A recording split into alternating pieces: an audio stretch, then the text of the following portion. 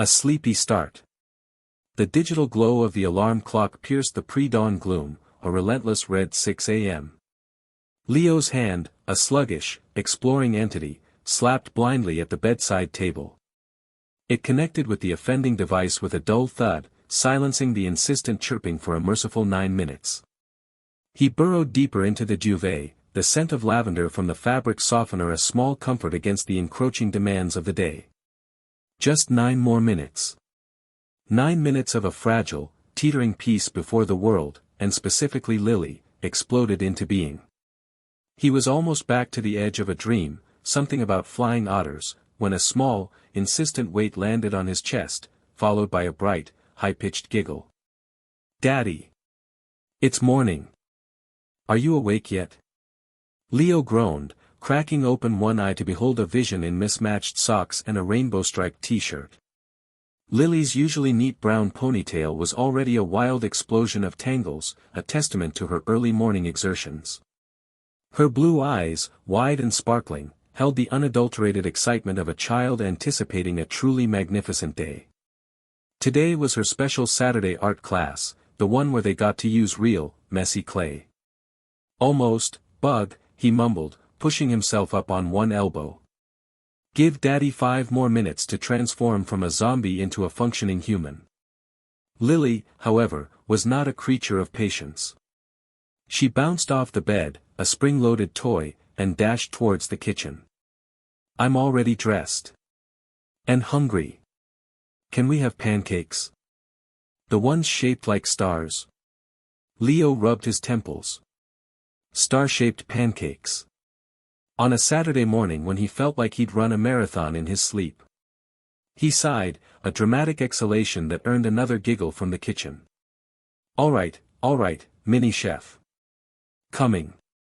He stumbled out of bed, pulling on a pair of soft joggers and a faded t-shirt. The aroma of brewing coffee was the only thing capable of jolting his brain into something resembling coherence. He found Lily already perched on a stool, swinging her legs enthusiastically, a half-eaten apple clutched in her hand. A small smudge of purple paint, an accidental souvenir from yesterday's creative endeavors, adorned her cheek. "Pancakes, please, Daddy," she chirped, taking a large, noisy bite of the apple.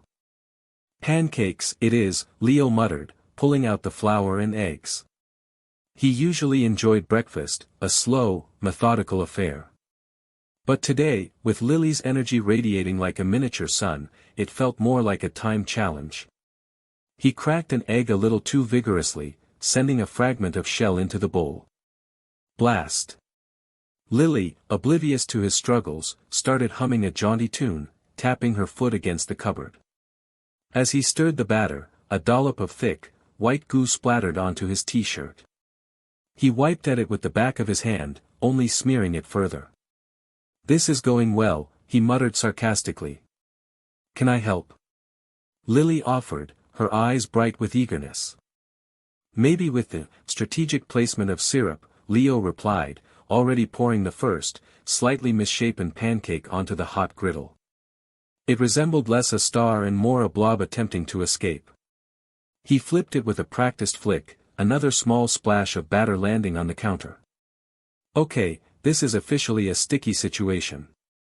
Lily giggled, a pure, unadulterated sound. "It looks like a cloud pancake, Daddy." He managed a wry smile. "A very lumpy cloud pancake." He quickly plated a stack of the imperfect creations, drizzling them with syrup and adding a few blueberries. Lily devoured hers with gusto, a small smear of syrup appearing on her chin. As she ate, she chatted animatedly about her art class, describing the different colors she planned to use and the masterpiece she intended to sculpt from clay. Leo, fueled by coffee and the sight of her boundless enthusiasm, felt the last vestiges of sleep drain away. The kitchen might be a bit of a mess, and he definitely had batter on his forehead, but Lily's bright eyes made it all worthwhile. "Okay, champion," he said, wiping a crumb from her cheek. "Finish up. We don't want to be late for your magnum opus." The dash to the bus stop. "Come on, Lily Bug. We're going to be late."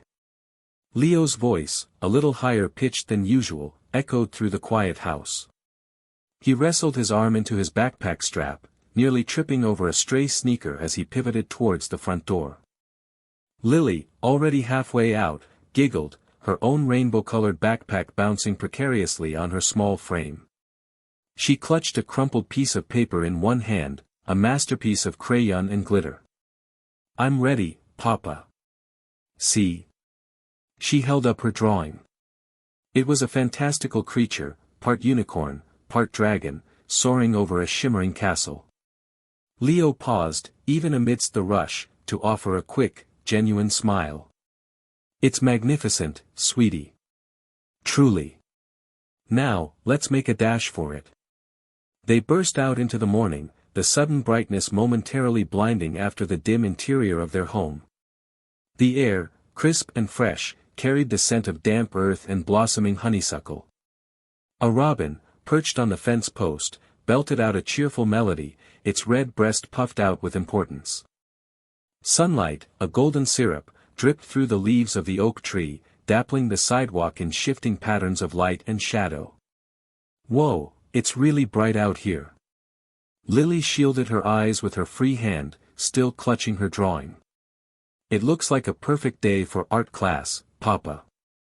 "It certainly does, my little Picasso," Leo agreed, picking up his pace, a gentle tug on her arm guiding her forward. He felt a familiar knot of stress in his stomach, the daily scramble to get out the door on time, but the warmth of the sun on his face and Lily's infectious enthusiasm began to unravel it. "What are you working on today?" "More mythical beasts." Lily bounced a little as they walked, her short strides quickening to match his. "Ms. Peterson said we're going to be painting a giant mural. Everyone gets to add something. I'm going to paint a whole family of sparkle unicorns." Her voice was filled with a boundless joy that made Leo's heart swell. He loved how art ignited her imagination, how she could lose herself in a world of vibrant colors and fantastical creatures. "Sparkle unicorns, eh?" Leo chuckled, adjusting his grip on her small hand. "Sounds like a masterpiece in the making. Just make sure you don't get too much sparkle on your uniform." "Papa." Lily giggled again, her head shaking emphatically. "I'm always careful. And I have to be extra good today because Ms. Peterson said if we do well, we might get to visit the art museum next month." Leo's brow furrowed slightly as they rounded the corner. The bus stop was still a good distance away, and he could already see the telltale yellow of the school bus in the distance, a growing smudge against the blue sky. "An art museum, huh? That's fantastic, Lily Bug. Just keep those little legs moving. We've got to make sure you catch that bus so you don't miss a single sparkle unicorn opportunity." The knot in his stomach tightened a fraction, the bus getting closer, its yellow gleam more pronounced with every hurried step. "Oh no, the bus." Leo's breath hitched in his throat, a sharp, cold jab of realization. His hand, already reaching for Lily's, tightened around her small fingers. "Almost there, sweet pea. Just a few more strides," he puffed, his lungs burning. The late morning sun, usually a comforting warmth, felt like a spotlight on their increasingly desperate dash. Lily, surprisingly spry despite her bright pink backpack bouncing wildly, giggled, her tiny legs churning. "We're gonna make it, Daddy. I can already see it." Her optimism, usually infectious, only ratcheted up Leo's internal panic. He could see it too. The bright yellow behemoth, its exhaust pipe puffing a faint gray cloud, was indeed at the corner. But it wasn't waiting. Its rear red lights, like defiant eyes, flashed once as the bus began to pull away from the curb, a low rumble vibrating through the pavement even from this distance. "No, no, no." Leo gasped, a frantic, almost primal sound. He pumped his arm, a wild, flailing gesture that was less a wave and more a distress signal. He even shouted, a garbled, winded cry that was swallowed by the city's din.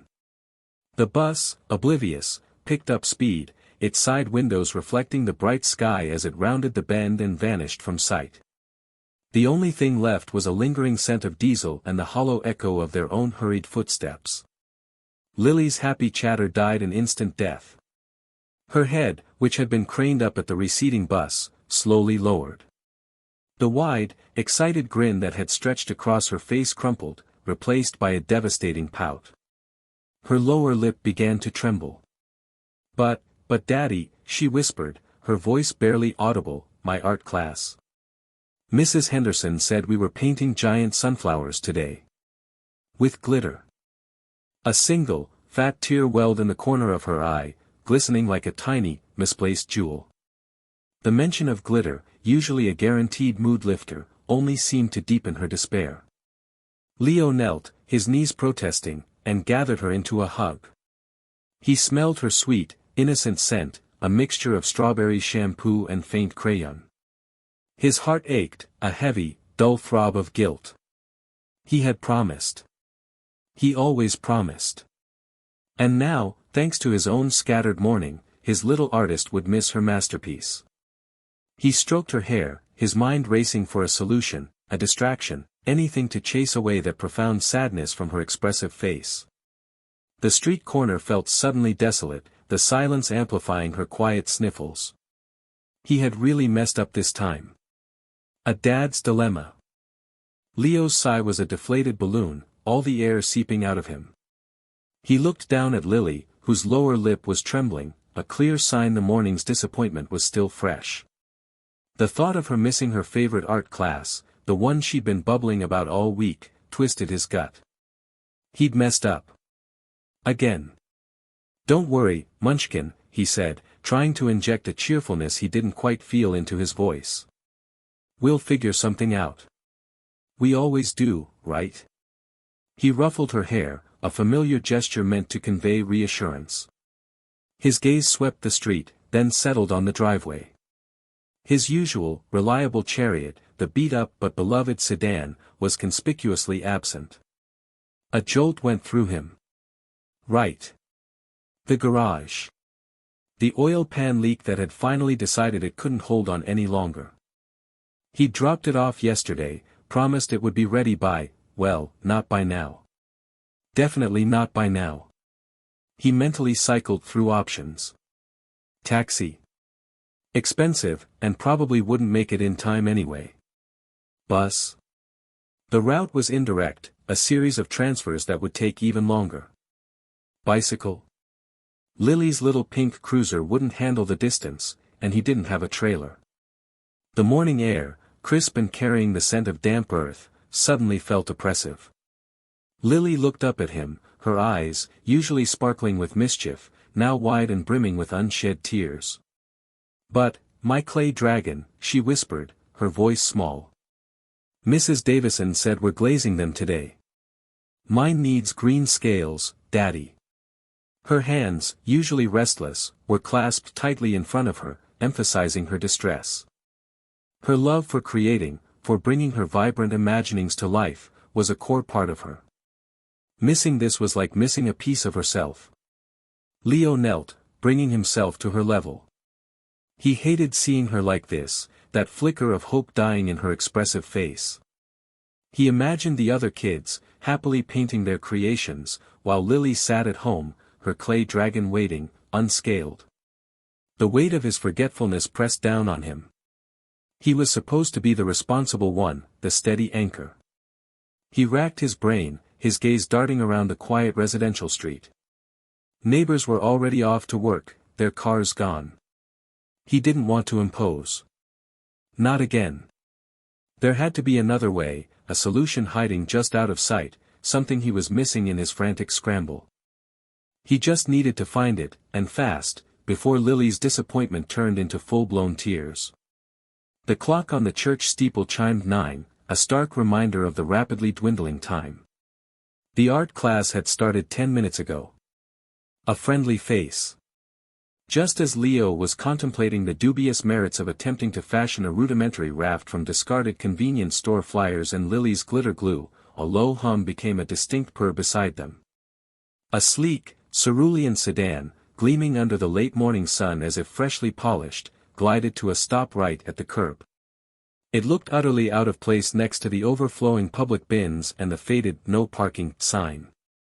Lily, whose attention had been momentarily diverted by a particularly tenacious ladybug attempting to scale Leo's sneaker, pointed. "Look, Papa. A blueberry car." The driver's side window began its descent with a soft, almost luxurious whir. As it vanished into the doorframe, a woman with warm, crinkling eyes and a smile that seemed to radiate genuine kindness looked out at them. Her silver hair was neatly swept back, and she wore a simple, yet elegant, floral scarf.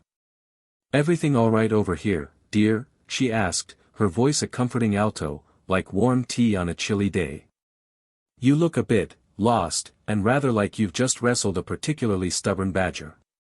Leo, realizing he probably looked as disheveled as he felt, managed a slightly sheepish grin.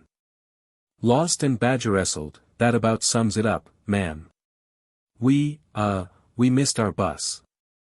The 14B, to be precise. My fault entirely, of course. Got a bit distracted by a rogue squirrel and then, well, time just vanished." He ran a hand through his already tousled hair, a faint blush creeping up his neck. The woman chuckled, a light, melodious sound. "The 14B, you say? A notorious phantom. Always seems to be just around the corner, or just gone." Her gaze softened as it landed on Lily, who was now peeking around Leo's leg, her big eyes taking in the blueberry car with fascination. "And who is this little sprite?" "This is Lily," Leo introduced, gently nudging Lily forward. "My co-conspirator in today's adventure in urban transportation woes." "Hello." Lily chirped, giving a small, tentative wave. The woman's smile widened. "Well, Lily Ann. Leo. Leo Maxwell. Mrs. Davis. A pleasure to meet you both, Leo and Lily. Now, about this bus situation. Where were you headed, if you don't mind me asking? Perhaps I could offer a lift." "It's no trouble at all, really. I was just heading that general direction myself, or so I can pretend, anyway." Her offer hung in the air, a beacon of unexpected relief. A leap of trust. Leo's mind, already a tangled knot of missed schedules and increasingly dire bus stop predictions, snagged on a phrase he'd repeated countless times to Lily: "Never, ever get in a car with someone you don't know." His own voice, firm and reassuring, echoed in his ears, now tinged with a sharp irony. He glanced down at Lily, who was tracing patterns in the dust with the toe of her worn sneaker, oblivious to the silent battle raging in his head. The woman in the passenger seat, Mrs. Davis, offered another gentle, unhurried smile. It was a safe smile, Leo thought, like the crinkled corners of his grandmother's eyes when she pulled fresh cookies from the oven. Not the practiced, too wide grin of someone trying to sell you something, nor the furtive glint of ill intent. Her hands rested calmly on her lap, one still holding the steering wheel. Through the rear window, he could just make out the top of a booster seat, its vibrant red fabric a splash of color against the dark upholstery. A child's car seat. Another tiny, almost imperceptible piece clicked into place, nudging the scales away from his ingrained caution. "It's no trouble at all, really," Mrs. Davis reiterated, her voice as smooth as river stones. "I'm heading that way regardless." Lily, sensing the shift in the adult conversation, looked up. Her eyes, usually sparkling with boundless energy, were now wide and hopeful, fixated on Leo. A silent plea. He saw the faint tremble of her lower lip, the slight slump of her shoulders, and a pang of guilt shot through him. She was tired, hungry, and probably a little scared, even if she wouldn't admit it. The thought of walking another 3 miles, dragging her weary little body along a sun-baked road, felt like a betrayal. His protective instincts, usually so clear-cut, were now clashing with a desperate need for a solution. He scanned the sparse landscape again. No other cars, no distant rumble of an approaching bus. Just the vast, empty stretch of road, shimmering under the morning sun. The air was already growing thick with heat, promising a sweltering trek. He remembered the last time Lily had gotten heatstroke, a terrifying afternoon of cold compresses and anxious phone calls to the pediatrician. He made his decision. It was a gamble, a stark deviation from every safety rule he'd ever preached, but Lily's hopeful gaze was a powerful persuader. And Mrs. Davis's quiet sincerity, the subtle clues, painted a picture of genuine concern, not menace. That's incredibly kind of you, Mrs. Davis, he said, the words feeling strange on his tongue, a mix of gratitude and a lingering flicker of unease. We'd be very grateful. A genuine warmth spread across Mrs. Davis's face. Wonderful. Hop in then, both of you. She leaned over, pushing open the passenger door with a soft click. There's plenty of room. Lily's face lit up, a small gasp escaping her lips. She looked at Leo, a silent question in her eyes, confirming his choice. He gave her a reassuring nod, then gently steered her towards the open door. The smell of sun-warmed fabric and something faintly herbal wafted from the car. Leo took a deep breath, pushing down the last vestiges of his apprehension. This was it. A leap of trust. Stories on the road. Leo carefully opened the passenger door of Mrs. Davis's gleaming blue sedan, guiding Lily inside. Watch your head there, sweet pea, he murmured, his hand a light, reassuring weight on her shoulder. Lily, still clutching her now crumpled artwork, slid onto the surprisingly plush seat. The car smelled faintly of lavender and something sweet, like old-fashioned hard candies. Leo thanked Mrs. Davis again, then settled himself in the back, the seatbelt clicking snugly across his chest. He still felt a lingering flush of embarrassment, but the quiet hum of the engine and the comfortable interior were beginning to soothe his frayed nerves. Well now, hello there, Lily, Mrs. Davis said, turning slightly to offer a warm smile in the rearview mirror. Her eyes, framed by kind wrinkles, twinkled. My name's Eleanor Davis, but you can call me Mrs. Davis. And I must say, your dad here looks like he's had quite the morning. Lily managed a small, shy smile, her eyes still a little downcast. Mrs. Davis chuckled, a soft, pleasant sound. You know, once, when I was about your age, I was so excited to go to a birthday party, I put my shoes on the wrong feet. My mother didn't notice until we were halfway there, and I was walking like a very confused duck. Lily's eyes widened. Really? Oh, absolutely, Mrs. Davis affirmed, her voice conspiratorial. And then there was the time my brother decided it would be a grand idea to help with the laundry by washing all his socks with a bottle of bubble bath. We had suds erupting from the washing machine like a volcano, and our kitchen floor was slicker than an ice rink for days. Lily let out a sudden, delighted giggle. It was a clear, uninhibited sound that made the small space of the car feel lighter. Leo, watching her in the mirror, felt a knot in his stomach loosen. Mrs. Davis continued her anecdotes, each one more whimsical than the last. She told a story about accidentally dyeing her hair green in a home experiment, and another about her cat, Mittens, who once managed to get stuck inside the refrigerator. With each tale, Lily's giggles grew louder, her shoulders shaking with mirth.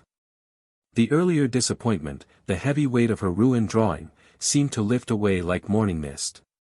Her face, which had been clouded with sadness, now glowed with genuine amusement. She leaned forward, captivated, her gaze fixed on Mrs. Davis's animated reflection. And then, Mrs. Davis finished, her eyes twinkling mischievously, I had to explain to the delivery man why my cat was purring from inside the fridge. Lily burst into a fresh wave of laughter, her artwork forgotten in her lap. The sadness that had clung to her since the bus pulled away was completely gone, replaced by an infectious joy. Leo, listening from the back, found himself smiling too. Mrs. Davis had a remarkable gift for storytelling, her voice painting vivid pictures that banished any lingering gloom. The journey, which had started with such chaos, was now filled with the gentle warmth of shared laughter, a simple, unexpected delight on a Tuesday morning. Just in time. The yellow brick facade of Northwood Elementary materialized through the streaking rain, a beacon of brightly painted windows and laughter. Leo sighed, a long, ragged exhalation that deflated the knot in his chest. He glanced at the dashboard clock, 8:28 a.m. Barely 2 minutes to spare.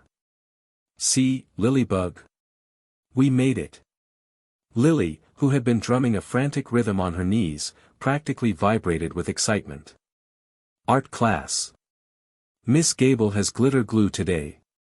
She unbuckled her seatbelt with practiced speed, her small backpack already slung over one shoulder. Mrs. Davis, a faint smile playing on her lips, pulled smoothly into the drop-off lane behind a minivan. The cacophony of children's voices and the squawk of crossing guard whistles filled the air. Lily launched herself from the passenger seat, a blur of pink raincoat and boundless energy. She paused only to throw her arms around Leo's neck, a tight squeeze that spoke volumes. Bye, Daddy. Thanks. Then, with a bright wave, she was off, darting towards the art room entrance. Before she disappeared inside, she turned, spotted Mrs. Davis in the rearview mirror, and waved again, a wide, enthusiastic arc. Leo turned to Mrs. Davis, the tension finally draining from his shoulders, leaving a pleasant weariness in its wake. Mrs. Davis, I don't know how to thank you. You really saved our day. If Lily had missed art class, he trailed off, imagining the dramatic meltdown that would have ensued. Can I at least give you something for gas? Or buy you coffee? Anything. He reached for his wallet, feeling a need to somehow reciprocate the immense kindness. She shook her head gently, her eyes twinkling. Nonsense, dear. No need for payment. Her gaze drifted to the throng of children hurrying into the school. Life throws us curveballs sometimes. We all need a little help now and then.